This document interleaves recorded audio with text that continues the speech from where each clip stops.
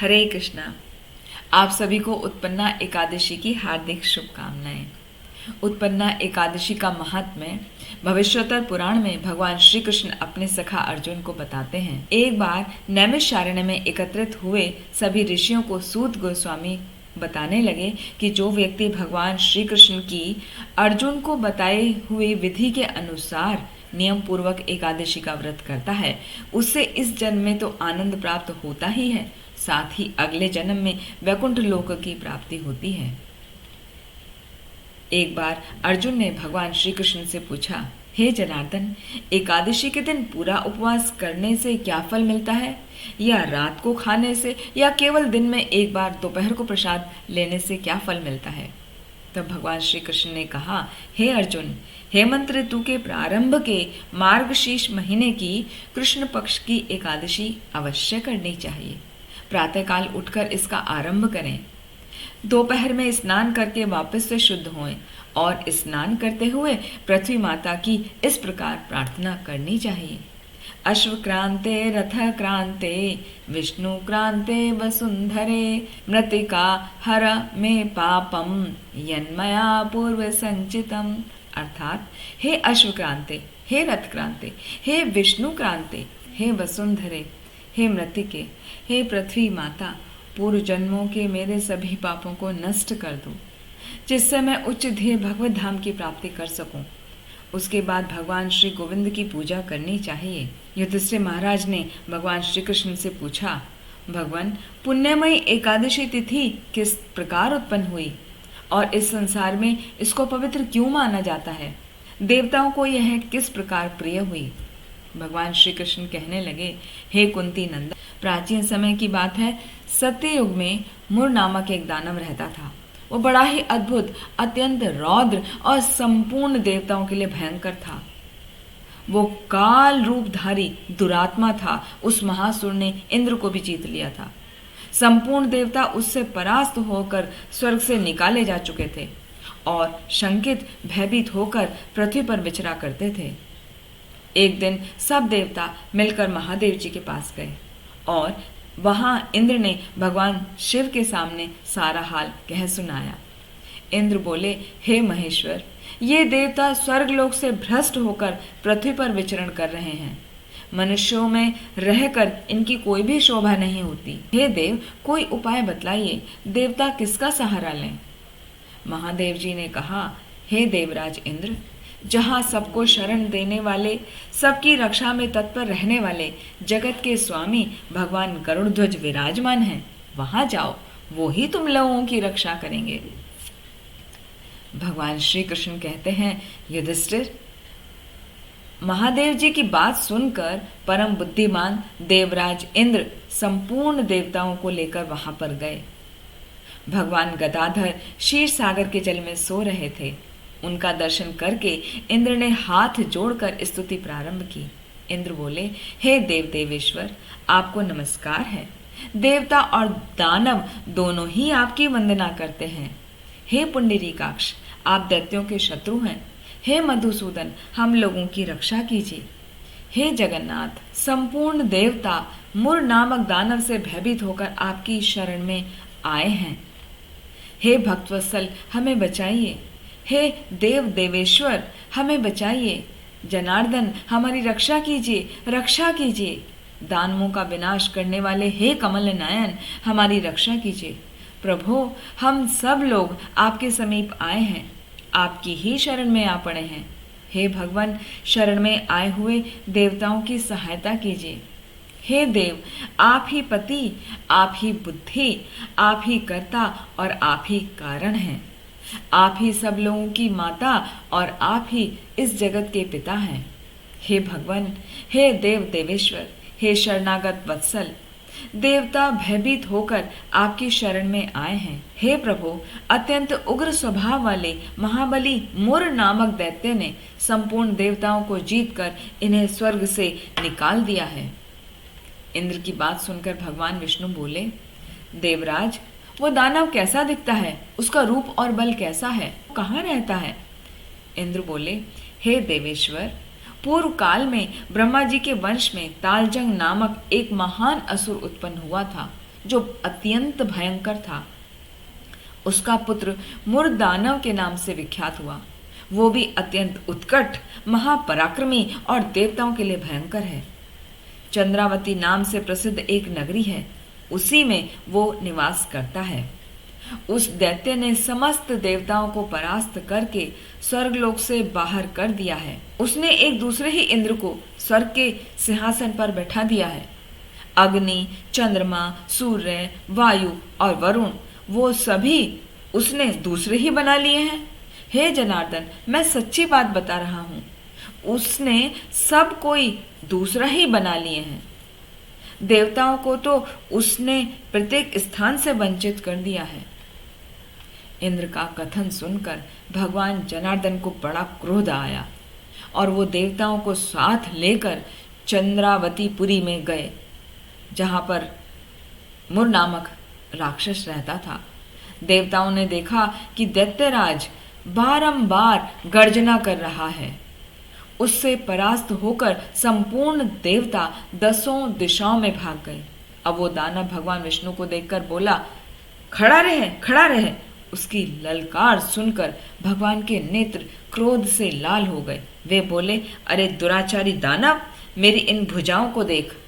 यह कहकर भगवान विष्णु ने अपने दिव्य बाणों से सामने आए हुए दुष्ट दानवों को मारना प्रारंभ कर दिया।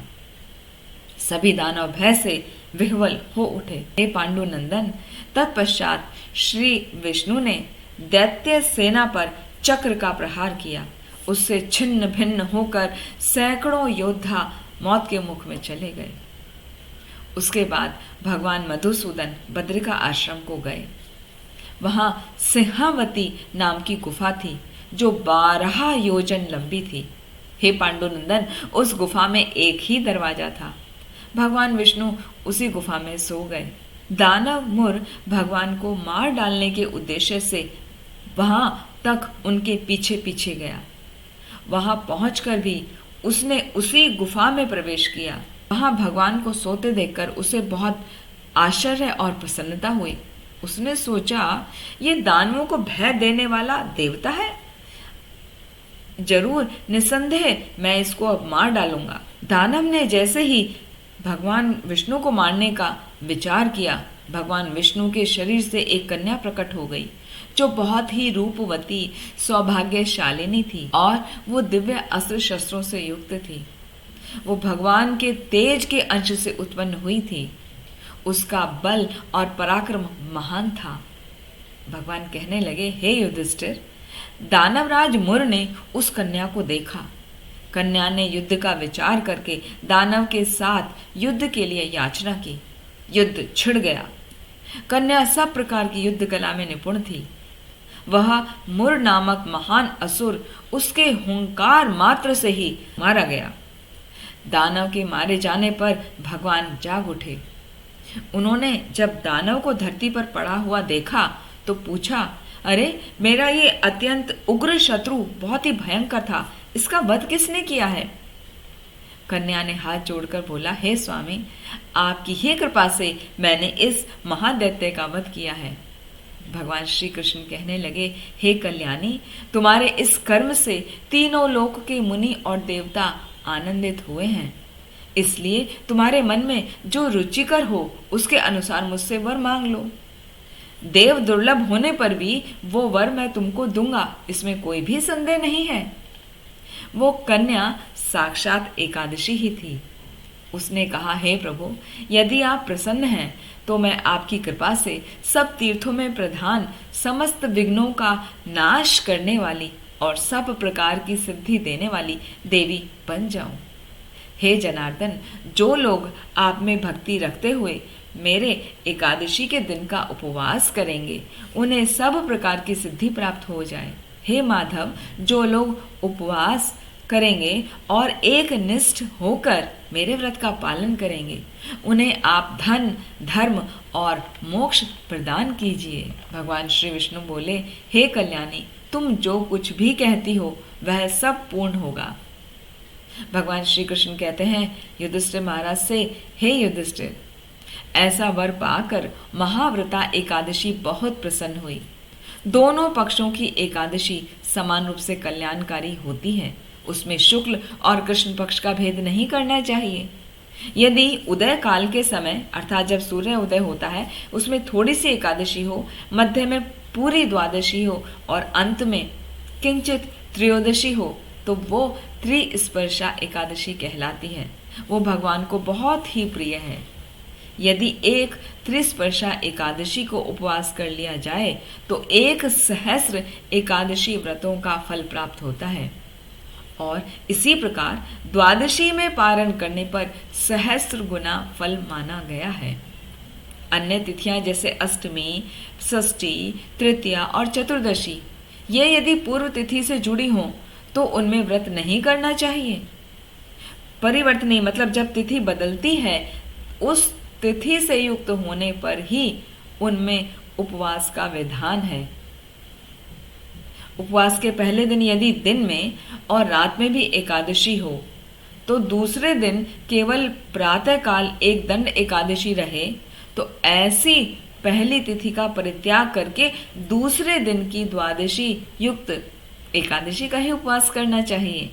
एकादशी सूर्योदय के समय यदि लगी है तो ही वो एकादशी पकड़ना चाहिए। यदि दिन में एकादशी लग रही है या शाम को एकादशी लग रही है तो वो एकादशी उपवास के योग्य नहीं होती है। द्वादशी युक्त एकादशी को ही उपवास करना चाहिए। ये विधि मैंने दोनों पक्षों की एकादशी के लिए बता दी है। जो मनुष्य एकादशी को उपवास करता है वो वैकुंठ धाम में जहाँ साक्षात भगवान गरुड़ ध्वज विराजमान है जाता है और जो मानव हर समय एकादशी के महात्म्य का पाठ करता है उसे 1,000 गोदान के पुण्य का फल प्राप्त होता है। जो दिन या रात में भक्ति पूर्वक इस महात्म्य का श्रवण करते हैं वे निस्संदेह ब्रह्म हत्या जैसे पापों से भी मुक्त हो जाते हैं। एकादशी के समान पापनाशक व्रत और कोई दूसरा नहीं है। भगवान श्री विष्णु ने कहा, तुम मेरी आध्यात्मिक शक्ति हो और एकादशी के दिन उत्पन्न होने का कारण तुम्हारा नाम एकादशी होगा।